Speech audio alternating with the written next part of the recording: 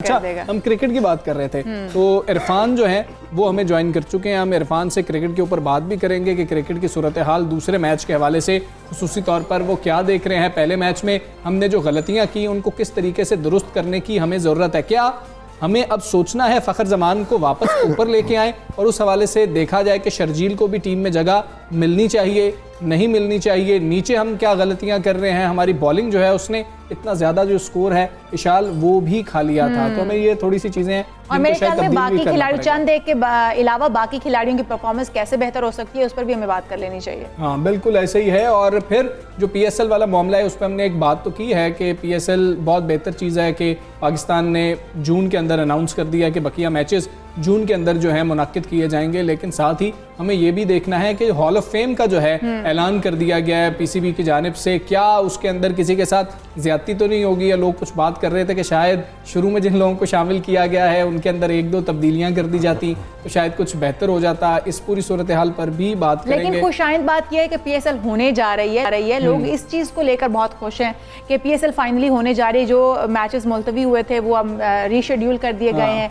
इस हवाले से तो हम लोगों ने आपको बताया भी और शायकीन क्रिकेट के हवाले से भी बात हो रही थी। क्या वो स्टेडियम में जाके खेल सकेंगे या देख सकेंगे? इरफान अब मौजूद है। इरफान अस्सलाम वालेकुम, गुड मॉर्निंग। ठीक है, पहला मैच पहले उसकी बात कर लेते हैं।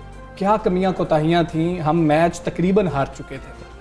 सबसे पहली चीज़ ये कि बॉलर्स ने बॉलिंग अच्छी नहीं की। आल्दो के लास्ट स्पेल हमने थोड़ा बेहतर किया, लास्ट 3 ओवर उनको कर्टेल कर लिया। एक 200 प्लस नहीं हुआ। अगर 200 प्लस होता, जैसे उनके कैप्टन क्लेसन ने भी कहा कि अगर 200 से प्लस होता तो हमारे लिए ये गेम इजली हम जीत जाते। तो बॉलिंग को देखना पड़ेगा। हमारे तमाम बॉलर्स हम देख रहे हैं कि कंसिस्टेंट नहीं है। पैचेस में तो अच्छी बॉलिंग होती है, पर्टिकुलरली मैं नाम लेना चाहूँगा शहीन शाह का। हम देखते हैं किसी मैच में वो बहुत आउटस्टैंडिंग परफॉर्म कर देते हैं बट किसी मैच में बहुत ज़्यादा रन्स भी ले लेते हैं। इसी तरह हारिस रऊफ की भी बात करें, वो भी एक पैचेस में अच्छी बॉल करते हैं, किसी मैच में बहुत अच्छा परफॉर्म करते हैं बट कंसिस्टेंट परफॉर्मेंस उनकी तरफ भी नजर नहीं आ रही। हारिस का एक प्रॉब्लम इरफान आपको भी ये महसूस होता है कि फील्डिंग आपने ऑफ साइड पे लिया, गेंद आपने लेग पे फेंक दिया। अगर आपने लेग पे ले लिया सारा तो आपने ऑफ पे गेंद फेंक दिया। आपको भी महसूस होता है कि बस ओबियसली चले एक चीज़ हम दे सकते हैं इनको मार्जिन के, जो फास्ट बॉलर होता है ओबियसली जिसने विकेट टेकिंग बॉलर होता है उसको रन्स भी पड़ते हैं बट इतने नहीं पड़ने चाहिए कि आपकी गेम अवे हो जाए। ठीक है ना, उसमें फिर ये आपका एक बॉलर का ऐसा रोल जरूर होना चाहिए कि चले विकेट टेकिंग की तरफ जा रहा है, बाकियों को कर्टेल भी करना चाहिए। अगर आपके 2-3 मेन बॉलर ही रन्स देना शुरू कर देंगे, वो बहुत ज्यादा रन्स आएंगे तो फिर ओबियसली दूसरी टीम आप पे हावी होती है। मुझे ये लगता है कि जनूबी अफ्रीका की टीम जो उनके जो अच्छे खिलाड़ी थे वो तो खेल ही नहीं। मैं यही बात करना चाहेगा, बी टीम के साथ अगर इतना स्कोर हो रहा है तो फिर आपको जरूर एक वरी साइन है कि क्या रीजन, क्या क्या चीजें आप मिस्टेक कर रहे हैं। हो सकती थी अगर टीम जी बिल्कुल। इवन हम तीसरे मैच में भी बात कर रहे थे कि अगर उनकी फुल स्ट्रेंथ खेलती, जैसे हमने 320 किया तो 28 रन से सिर्फ पाकिस्तान जीता। बड़े मार्जिन से जीतना चाहिए था। आल्दो के हम जीत गए बट फिर भी आपका मार्जिन बड़ा होना चाहिए था। उनकी बी टीम खेल रही थी। हमारी तो हमेशा स्ट्रेंथ भी बॉलिंग ही रही है लेकिन अब वो स्ट्रेंथ हमें कुछ खास नजर नहीं आ रहे। क्या हमारी सिलेक्शन में कुछ गलती है? हमें जुनेद कहीं पर नजर नहीं आ रहे। आमिर वाला जो मामला हो गया वो भी हमने देखा। क्या हमने अपनी कुछ गलतियां कर ली जिसकी वजह से बॉलिंग जो है बहुत ज्यादा यंग हो गई? नहीं देखें, आपकी बात भी वैलिड है कि हमारे जो लड़के हमने प्रिपेयर किए इतने सालों से, ओवर द ईयर हम जुनेद को लेके चले, आमिर को वापस आए, वहाब को लेके आए, तो आउट ऑफ वो हम बिल्कुल ही एक ऑब्सोलीट कर देते हैं, उनको स्ट्रक्चर से ही आउट कर देते हैं कि हमें वो कहीं नज़र नहीं आते। ये तो हम 3-4 साल में देखते हैं तो बहुत बड़े ज़्यादा नाम है। तो एक बहुत लंबी लिस्ट है, 13-14 बॉलर हैं जो ऑलमोस्ट पाकिस्तान के लिए खेले और फिर अब वो नज़र नहीं आ रहे।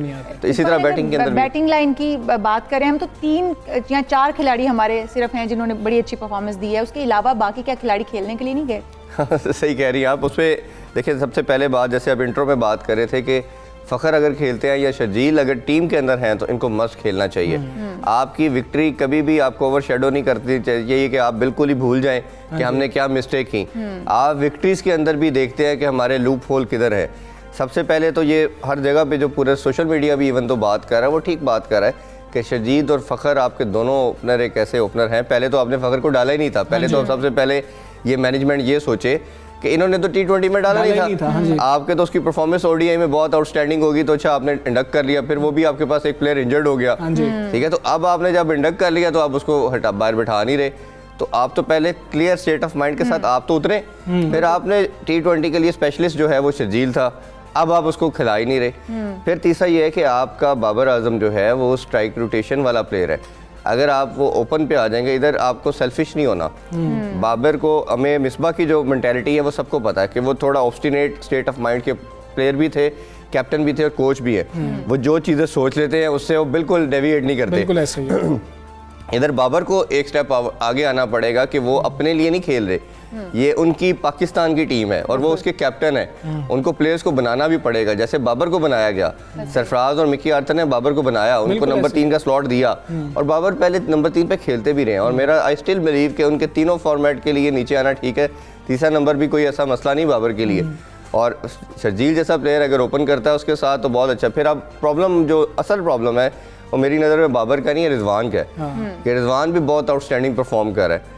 वो आपको कहीं देखना पड़ेगा क्योंकि रिजवान को इन्होंने 8-10 मंथ ये प्रिपेयर किया, पावर हिटिंग डेवलप की, दायरे का इस्तेमाल करना सिखाया।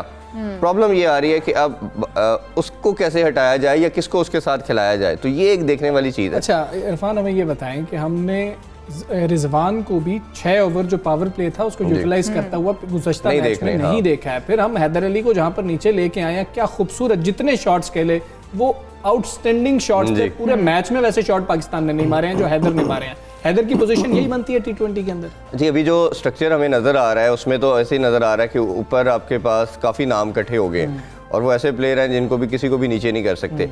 मेरा अगर पर्सनली जो मैं क्रिकेट फॉलो करता हूँ, मेरे ख्याल में अभी भी मेरा मानना ये है कि रिजवान जितना मर्जी अच्छा परफॉर्म करे, जैसे आपने बात की, वो दायरे का उस तरह इस्तेमाल नहीं कर पा रहा जिस तरह का क्रिकेट चलती चली जा रही है। T20 में करना चाहिए। हाँ, T20 में करना चाहिए। इवन देखे ना आप किसी भी ऑस्ट्रेलिया की देख ले, न्यूजीलैंड की देख ले, तो उनका तो बड़ा सिंपल स्टेट ऑफ माइंड होता है कि 210 या 20। एग्जैक्टली। एक 70-80 की क्रिकेट भी नहीं अब हो रही। अगर आप पाकिस्तान अभी एक 70-80 की क्रिकेट का खेल रहा है या मैक्सिमम 190 तक की खेल रहा है। आपने देखा हमने चेज भी बड़ी मुश्किल से लास्ट बॉल पे तकरीबन जाके किया। तो आपका तो क्लियर स्टेट ऑफ माइंड होना चाहिए कि हम 210 220 तक खेलेंगे। अगर आप 210 या 220 का टारगेट अपने माइंड में लेके चल रहे हैं तो फिर आपको शर्जील इंडक करना पड़ेगा। अच्छा, अगर आपने 170 180 की क्रिकेट को रख के सामने फिर खेलना है तो फिर आपका रिजवान देख रहे हैं शर्जील को वापस आते या आज भी वो बेंच पे बैठेंगे? बेंच पे बैठेंगे। ये मिसबा नहीं चाहते। ऑब्वियसली मिसबा की अप्रोच है, जिस तरह उन्होंने इधर पाकिस्तान में अनाउंस कर दिया था कि ये जब तक अपना वेट लॉस नहीं करेगा, फिटनेस ठीक नहीं करेगा, मैं नहीं इसको खिलाऊंगा। क्योंकि मिसबा ने पहले भी इसको डिमांड नहीं किया था, मिसबा ने फखर को डिमांड किया था। तो वो तो चीफ सेलेक्टर ने इनको इंडक्ट कर दिया, फिर उन्होंने अपनी पूरी भड़ास निकाली, उनको भगाया जा रहा है, सारा कुछ किया गया। कई वीडियोज़ भी आपने देख ली इस हवाले से। तो मेरा ख्याल है इसको नहीं करेंगे। अगर पाकिस्तान ये आज का मैच जीत जाता है और होपफुली मेरा ख्याल है जीतेंगे, फिर तीसरे या चौथे मैच में वो जो तनकीद इतनी ज़्यादा हो रही है कि लेके गए वो खिलाया नहीं जा रहा, फिर वो मैच में चांस देंगे। हफीज़ के हवाले से हमें बताएं कि हफीज़ बॉलिंग नहीं कर रहे हैं। हमने हफीज़ को पहला ओवर सबसे अच्छा करते हुए देखा, फिर हमने इमाद को ही देखा है कोई अच्छा ओवर करते हुए। इमाद तो हमारे पास है नहीं, हफीज़ के ऊपर पाबंदी भी नहीं है, शायद मेरे इल्म में नहीं है। हफीज़ को हम ओवर क्यों नहीं करवा रहे? हफीज़ खुद नहीं करना चाह रहे। पिच इतनी अच्छी थी, बॉलर अगर कोई स्पिनर होता हमारे पास जो कि हफीज़ मौजूद थे, 4 ओवर अच्छे गुजार सकते थे। देखिए मोहम्मद हफीज़ के रिगार्डिंग मेरी उनसे कई दफ़ा बात होती रहती है। बड़ा डिलेमा है कि वो जो चीज़ें करना चाहते हैं वो उनको अलाउ नहीं की जाती। वो ओडीआई खेलना चाहते हैं, रिटायरमेंट ले ली, दुनिया को पता ही नहीं है जी। वो उन्होंने परसों चौथ प्रेस कॉन्फ्रेंस में आगे कहा कि जी मैं तो वाइट बॉल क्रिकेट में अवेलेबल हूँ, मैं तो ओडीआई में भी अवेलेबल हूँ, मुझे यूज़ करे। इसी तरह बॉलिंग के लिहाज से भी वो कहते रहते हैं कि मैं बिल्कुल ठीक हूँ, मैं नेट पे बॉलिंग करता हूँ, मेरे से क्यों नहीं करवाई जाती। PSL में भी उन्होंने कहा कि अगर कैप्टन नहीं समझता तो मैं क्या करूँ। मेरा भी मानना ये था कि जिस तरह आपके बॉलर्स को हिटिंग हो रही थी, आप साउथ अफ्रीकन कभी भी स्पिनर को अच्छा नहीं खेलते, तो आपको ज़रूर चांस लेना चाहिए था। एक या दो ओवर का चांस लेते।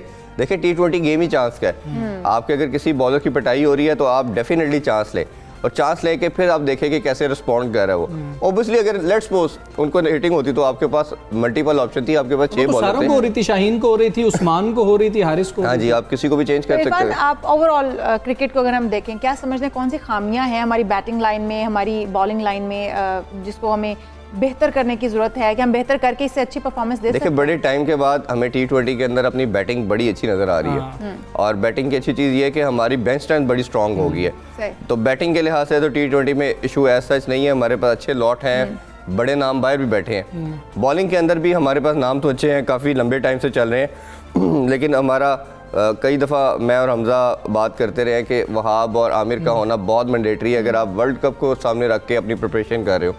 क्योंकि वर्ल्ड कप के अंदर ये बच्चे आल्दो के ये 2-2.5 साल से स्ट्रक्चर के अंदर है, बट ये उस तरह का प्रेशर अभी नहीं ले सकते। हमने देखा है कि जब हिटिंग होती है तो ये पैनिक कर जाते हैं। तो उस सिचुएशन के अंदर आपको आमिर या वहाब जैसे बॉलर चाहिए जो आपको रिवर्स स्विंग दे, क्योंकि इन कंडीशंस के अंदर, भारतीय कंडीशन के अंदर आपको रिवर्स स्विंग वाले बॉलर चाहिए। बिल्कुल ऐसा। ये भी कर लेते हैं, इसमें ऐसे कोई शक नहीं, बट प्रेशर को हैंडल करना पैनिक ना होना, इसके लिए आपको ओबियसली एक एक्सपीरियंस चाहिए। तो ये दोनों प्लेयर को आपको साथ रखना चाहिए। शाहीन की जो परफॉर्मेंस है उसके अंदर एक फैक्टर अब बहुत ज़्यादा डिस्कस हो रहा है कि शाहीन को तो रेस्ट ही नहीं मिल रहा। हर खिलाड़ी को रेस्ट मिल रहा है सिवाय शाहीन के, और फास्ट बॉलर को इस उम्र के अंदर तो रेस्ट मिलना चाहिए। फिर अब उधर से वापस आएंगे, जिम्बाब्वे उन्होंने खेलना है, जिम्बाब्वे खेल के वापस आएंगे, यहाँ पर उन्होंने PSL खेलनी है, फिर वर्ल्ड कप भी खेलना है। तो इस सूरत हाल में शाहीन को हम रेस्ट क्यों नहीं दे रहे हैं? हम उनको इंजर्ड करना चाहते हैं? देखें, PSL में भी ये बात हमने बहुत की कि ये एक ऐसा प्लेयर है जिसको 2019 से कंटिन्यूसली 2 साल से हम खिला रहे हैं और तीनों फॉर्मेट खेल रहा है, लीग क्रिकेट खेल रहा है। ये बहुत बड़ी ज्यादती है। आपको पैचेस में रेस्ट दे सकते हैं, आप उसे क्रंच गेम खिला लें, दूसरे मैच में उसको रेस्ट दे दें। जैसे ये T20 में उनकी हल्की साइड थी, आप इजीली T20 में उनको रेस्ट दे सकते थे। आपके पास स्नैन अवेलेबल है, उसको खिला लेते, आपकी बेस्ट स्ट्रेंथ काफ़ी बेहतर है। तो आपको इस तरह पैचेस में रेस्ट दे के आपको क्रंच गेम आगे खिला लिया। जिम्बाब्वे के खिलाफ आपको पहले ही अनाउंस कर देना चाहिए था कि शाहीन को हम नहीं खिला रहे, रेस्ट दे रहे हैं। तो आपको इस तरह करना पड़ता है, अपने एसेट को हमेशा बचाना पड़ता है। तो अब आपने देखा कि उनकी बॉलिंग के अंदर भी एक एंगरनेस भी नजर आ रही है आपको, जो थोड़ा सा फ्रस्ट्रेटेड जिसे कहते हैं। तो वो ऑब्वियसली बॉडी का पार्ट भी हो सकता है कि आपकी बॉडी जब लेथार्जिक होती है, आपके अंदर वो एनर्जी लेवल डाउन होता है, तो फिर आपको गुस्सा तो कहीं निकालना ही ना आपको, तो वो भी एक उसी का पार्ट लगता है। बट ये एक जो थिंक टैंक है उनको सोचना चाहिए कि हमारे कौन कौन से एसेट है, और रोटेशन पॉलिसी इनकी है। ऑन पेपर्स अगर देखा जाए तो ये इसका पार्ट ये बना चुके हैं कि हमने जो लड़के हैं इनको रोटेशन पॉलिसी के तहत खिलाना है। बट आपको मैंने मेंटेलिटी मिसबा की बताई, वो बड़ी ऑब्स्टिनेट किस्म की, बड़ी रिजिड एक वो मेंटेलिटी के साथ जाते हैं, जो पहले ही डिटरमिन कर लेते हैं, उससे वो हटते नहीं है, फिर वो चलते हैं। हमारे पास Irfan PCB hall of fame है, 6 खिलाड़ियों को शामिल किया गया। हनीफ मोहम्मद है, इमरान खान है, जावेद मियादाद हैं, ज़हीर अब्बास हैं, वसीम अकरम है, वकार यूनुस हैं। बहुत बड़े प्लेयर हैं जी। आपको लगता है कि इसमें फजल महमूद की गुंजाइश मौजूद थी, या किसी और खिलाड़ी को शायद पहले शामिल कर लिया जाता? क्योंकि इस पर कुछ एतराज़ात आ रहे हैं, हम सोशल मीडिया पे देख रहे हैं। आपको लगता है कि यही थे, इनको ही करना चाहिए था? ये तो इन्होंने ऐसे अनाउंस किया कि जैसे यही करने आगे, यानी हॉल ऑफ फेम आना। देखो, आपने अनाउंस किया कि हमारे अक्टूबर में अनाउंस किया जाएगा, तो ऑब्वियसली आपने जैसे बड़ा सही नाम लिया, फजल महमूद का उनका ज़रूर होना चाहिए था। इवन कारदार का भी आप अनाउंस कर सकते थे। तो इनको कुछ प्लेयर जो थे उनको आप लेटर ऑन उसमें ले आते, लेकिन आपने तो वो 2003 तक कवर कर दिया, सारे ही कवर कर दिया, पूरी पाकिस्तानी क्रिकेट को कवर कर दिया। अच्छा, PSL का शेड्यूल भी अनाउंस जैसे कि हो गया है, अब जनवरी में होने जा रहा है। गर्म महीना हम लोगों ने चुना है, इसके लिए हमें विंडो ही कहते हैं कि जी जून की मिली है। अब हम क्या देख रहे हैं आपके आगे PSL को किस तरीके से होता हुआ देख रहे हैं? शायकीन क्रिकेट की बात कर ली जाए तो क्या वो स्टेडियम में जा पाएंगे, और इंटरनेशनल खिलाड़ी क्या आ पाएंगे? देखिए, सबसे पहले तो ये है कि विंडोज़ के अलावा थी कोई नहीं इनके पास। कितनी क्रिकेट हो रही थी, अभी आपको पता होगा कि जो हमारा एशिया कप है वो भी मुलतवी हो गया। ठीक है, पहले भारत की अवेलेबिलिटी नहीं थी, अब पाकिस्तान उसमें बिजी हो गया, तो कंप्रोमाइज़ करना पड़ा। बट मेरा स्टिल मानना है कि इंटरनेशनल क्रिकेट को कंप्रोमाइज़ नहीं करना चाहिए। आपकी कोई भी लीग हो, भारत ने भी कंप्रोमाइज़ नहीं किया, पाकिस्तान ने भी नहीं किया, कि लीग क्रिकेट इतनी स्ट्रांग हो गई है कि वो इंटरनेशनल क्रिकेट के ऊपर हावी होती चली जा रही है। चैंपियनशिप की वजह से भी तो वो खतरे में ही था। वो भी था, लेकिन उनका था कि कुछ प्लेयर थे बाकी ODI के डिफरेंट थे। पहले वो इस तरह की बात हो रही थी, लेकिन उनकी तरफ से भी इंडिया कर रहा था कि हम मेन प्लेयर्स के साथ ही जाएंगे। तो ठीक है, वो ओवरऑल इवन उन्होंने भी अपना स्ट्रक्चर चेंज ना किया, IPL का भी। अभी जब से हम लास्ट मैच में बात कर रहे थे कि साउथ अफ्रीका ने क्या किया कि आपकी IPL के लिए लड़कों को भेज दिया, इंटरनेशनल मैच हो रहे हैं। तो ये टीमें जो हैं वो अजीब एक डगर पे चलना चाह रही है, पैसों की दौड़ में लग गए हैं सारे, बोर्ड भी और प्लेयर्स भी, कि वो अपने कंट्री की जो रिस्पेक्ट है, इंटरनेशनल क्रिकेट है, उसको छोड़ के वो लीग क्रिकेट को प्रेफरेंस दे रहे हैं। तो हॉल ऑफ फेम के साथ साथ ये PSL की बात करें तो PSL का जैसे हमने कहा कि ये विंडो यही बनती है, गर्मी होगी, ह्यूमिड वेदर होगा, कराची का सब मालूम है। मोस्टली मैचेस 90% हमारे नाइट को ही हैं, 10 बजे शुरू होगा, लेट नाइट होगा। और उससे पहले अगर बात करें तो डे के 2-3 मैचेस हैं, प्रॉब्ली वो 5 बजे होंगे, वो मुश्किल मैचेस होंगे। नाइट में ये कि थोड़ा विंडी एटमॉस्फेयर होता है कराची में, तो एक बेहतर हो सकता है। बट देखना पड़ेगा कि आपको सबसे पहले मेरा मानना ये है कि PCB को एक वाइट पेपर जारी करना चाहिए, जितने लूप होल हुए, जितने जो भी कल्प्रिट थे उनके नाम निशानदेही करनी चाहिए, और उस पर इम्प्लीमेंटेशन होनी चाहिए। उनको दिखाना चाहिए नेशन को, क्योंकि पाकिस्तान का सबसे बड़ा ब्रांड था, कमोडिटी थी। अगर वो किसी जगह पे डिस्टर्ब हुआ है तो वो जितने भी स्टेक होल्डर थे उनको सामने आना चाहिए और बताना चाहिए, ताकि वो सबके लिए एक मिसाल बने कि ये हमने मिस्टेक की और इस तरह रेक्टिफाई किया जा रहा है। आपने लास्टली वो क्राउड का पूछा, क्राउड का मेरा नहीं ख्याल, क्योंकि अब जो इंग्लैंड की कंपनी बायोस्फीयर बबल को मॉनिटर करेगी वो इसमें बहुत स्ट्रिक्ट है, वो तो आपको किसी को पास भी नहीं आने देंगी। तो मेरा नहीं ख्याल कि अब जो सिनेरियो बन गया क्राउड को इतने सख्त बायोसिक्योर बबल के अंदर इंटरनेशनल खिलाड़ी हमें उसी तरह आते हुए नजर आएंगे जिस तरह हमें PSL का जो हकीकी सीजन शुरू हुआ था तब आए थे, या कुछ कम हो जाएगा? इसमें भी पैसों की गेम है ना कि आपने बेसिकली तमाम जो प्लेयर्स थे उनको पूरी पेमेंट नहीं की। ये भी आपके कॉन्ट्रैक्ट का पार्ट होता है कि आप उनको पार्शियल पेमेंट करते हैं। आप उनको एकदम पहले एडवांस में पेमेंट नहीं देते, कि एडवांस में दे देते पेमेंट तो शायद कोई भी ना आते। तो अब इन्होंने ये है कि इनको पहले हाफ पेमेंट की थी, अब रिमेनिंग पेमेंट की लालच भी है। दूसरा हो सकता है कि अगर कोई प्लेयर रिलक्टेंट होंगे तो आपको कुछ एडिशनल पेमेंट भी देनी पड़ेगी, वो करके किया जा सकता है। जैसे शायद आपको याद होगा जिम्बाब्वे एक दफ़ा आई थी शुरू में सबसे पहले, तो वो मैचेस के दौरान उन्होंने कुछ मसला हो गया तो फिर इन्होंने एडिशनल पेमेंट की। तो ये सारे प्लेयर पैसों पे चलते हैं, पैसे देते जाएंगे तो प्लेयर आते जाएंगे। आज कोई पाकिस्तानी टीम के अंदर जो तब्दीली होनी चाहिए या कोई हो रही है, ये दोनों चीजें हमें बता दें, और कौन जीत रहा है? होते हुए तो नजर नहीं आ रही, सेम टीम के साथ जाएंगे, बट मेरा ख्याल है कि आपको शहीन शाह को रेस्ट देना चाहिए और एटलीस्ट फखर को ऊपर खिलाना चाहिए। मुझे नजर नहीं आ रहा कि शजील को आज का मैच भी खिलाएंगे। मेरा ख्याल है नेक्स्ट गेम में शायद चांस दे। मैच जीता हुआ देख रहे हैं आप? हाँ, वो मुझे उम्मीद है कि आज, लेकिन जीतना आपको अच्छे मार्जिन से चाहिए। इतनी क्लोज गेम के साथ आपको फंस के मैच नहीं जीतना चाहिए, इजीली मैच जीतना चाहिए। पहले बैटिंग बेहतर रहेगी पाकिस्तान के लिए या चेज भी है पाकिस्तान ठीक अच्छा, एक चीज़ पाकिस्तान ने अच्छी डेवलप की, जो अच्छी चीज़ होनी चाहिए उसको एक्नॉलेज भी करना चाहिए कि एक उस शेल से बाहर निकली है कि अब हम खुद से चेज की तरफ जा रहे हैं। एक पूरा जो एक टैग था हमारे ऊपर कि we are not good chaser, ये एक बड़ी अच्छी खुशहाइन चीज़ है कि हम चूज कर रहे हैं कि we have to do choose. ये वर्ल्ड कप की प्रिपरेशन के लिहाज से एक बड़ा अच्छा साइन है। हमने ODI में भी अप्रोच देखी, T20 में भी देखी, क्या हो जाता है। ठीक है, आप कुछ गेम हारते भी हैं, नो प्रॉब्लम, एक आप एटलीस्ट उससे बाहर तो आए कि कितना शेल के अंदर एक एम्बेड आपने बना लिया है। हम तो चेज ही नहीं कर सकते, we are not good chaser, और एक हिस्ट्री हमारी बड़ी इसमें वेयर्ड रही है, बुरी रही है, तो वो एक अच्छा साइन है कि हम चेज कर रहे हैं। तो मेरा ख्याल है अगर चेज की वो एक पार आप जनरेट कर रहे हैं तो करते चले जाए, स्ट्रेंथ है। बहुत शुक्रिया इरफान, आप आए और हमने इसके ऊपर बात की। उम्मीद आज भी पाकिस्तान जो है बेहतरीन खेल पेश करेगा और जो कोताहियां हमने की थी उन पे काबू पाने की कोशिश करेंगे, और एंड पे जब जीत जाते हैं सारी चीज़ें जो हैं वो ठीक ही लगना शुरू हो जाती हैं। बिल्कुल ऐसा ही है, सब कुछ हम भूल जाते हैं जब हमारी टीम जीत कर वापस आती है। इसके साथ ही मेरे ख्याल में हम प्रोग्राम को इख्तिताम पजीर करेंगे। फिर आपसे मुलाकात होगी। अल्लाह, अपना बहुत ख्याल रखिए। अल्लाह हाफ़िज़।